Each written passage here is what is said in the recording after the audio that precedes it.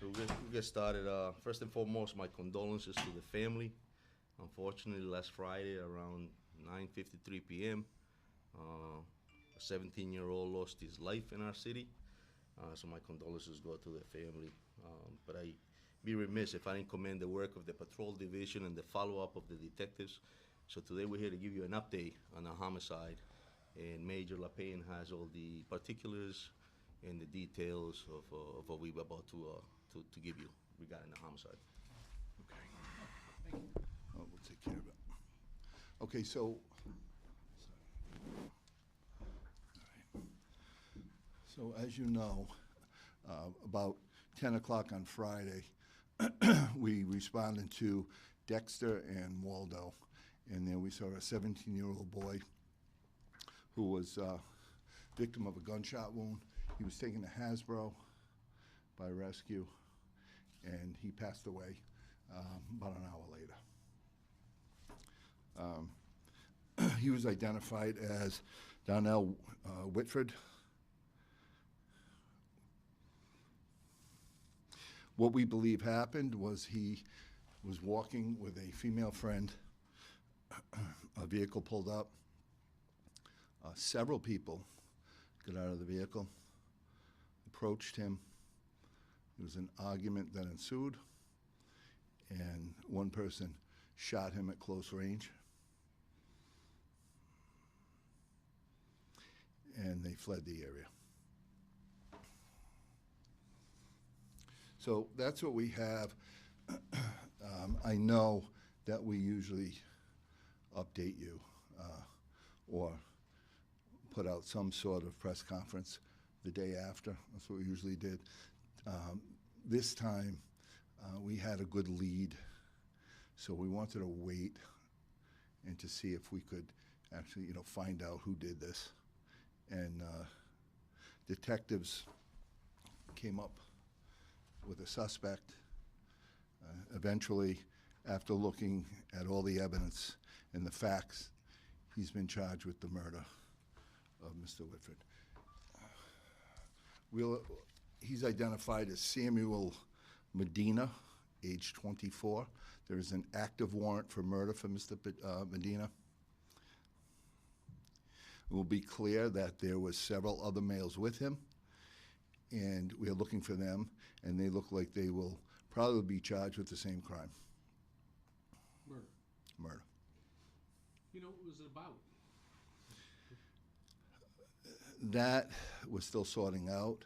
We've had several people have come up with some ideas and theories on that. We kind of have an idea, but we're not putting it out yet. And when you say several others, you say how many? 3? Possibly possibly 3. 3 in addition to Mr. Medina. Yes, Mr. Medina is the one that, from evidence, facts, pulled the trigger of the gun that killed the 17-year-old boy. And was he from Providence? Yes, we believe he's in Warwick also a lot, and Providence. We do not have a permanent address for him right now. Mr. Whitford? Where's he from? Again, Providence, mostly Providence. Did I believe grew up in Warwick. Spent a lot of time lately in the city, and so.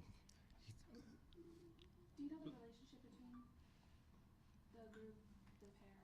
That's all part of the story and the why, and we'll get to that at another time. Medina, do you have the spelling? Yeah, Medina. You're going to be provided with this picture right after this press And conference. he's at large? He is at large. Armed, dangerous, you presume? I would definitely say armed, and of course, at that point, dangerous. I don't think that it's something where people have to lock themselves in the house. No, but the only reason I say that is because we don't have the weapon yet.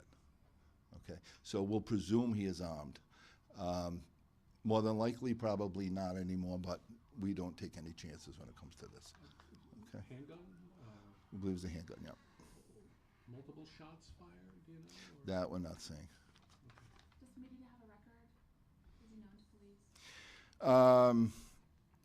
Yeah, well, slightly, so, This was the 8th homicide of the year yes. in the city. Chief, can you speak to that? Yeah, definitely.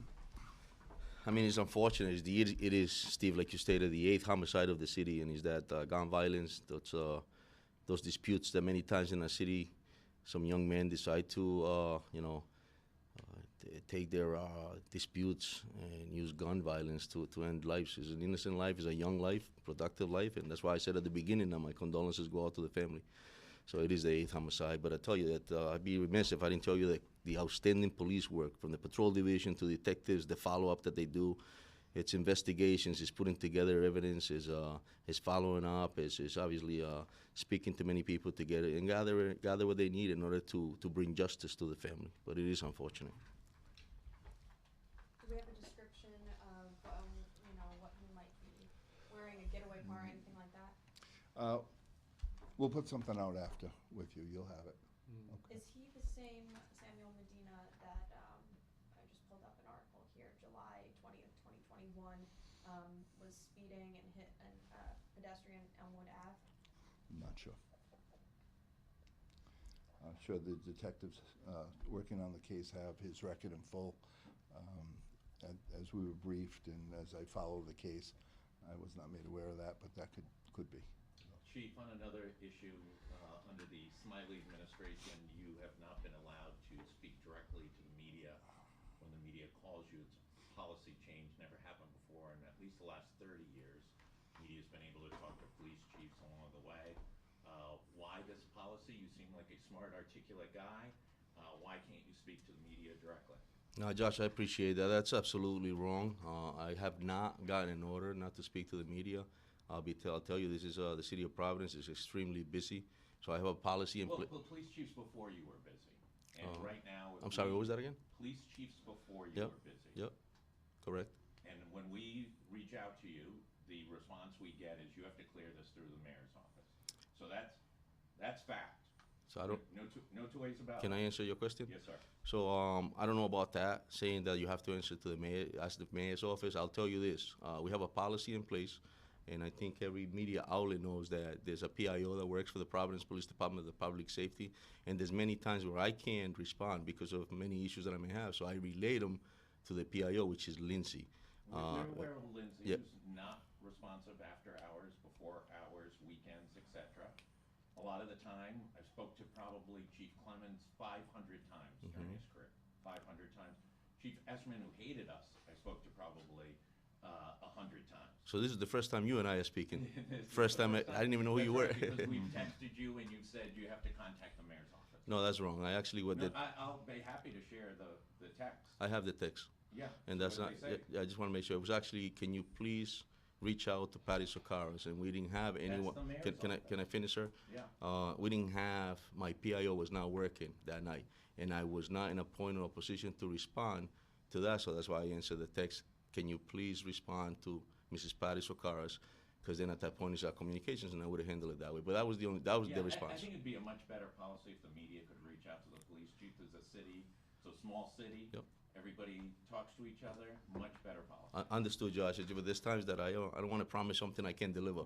And if I'm not around or available, I'm gonna respond to whomever, Channel 10, 12, or you. Another issue. And tell them that to make sure just to follow the Police policy. staffing is probably right at a record low in the Yep. last 40 years. You're at about less than 420, correct? I'm sorry? You're less than 420? Correct. Okay.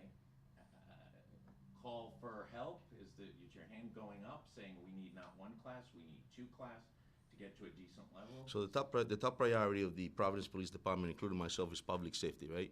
And professionalism of our officers. And so it is challenging. It's not just the Providence Police Department, but nationwide, it's challenging for recruitment, it's challenging for staffing.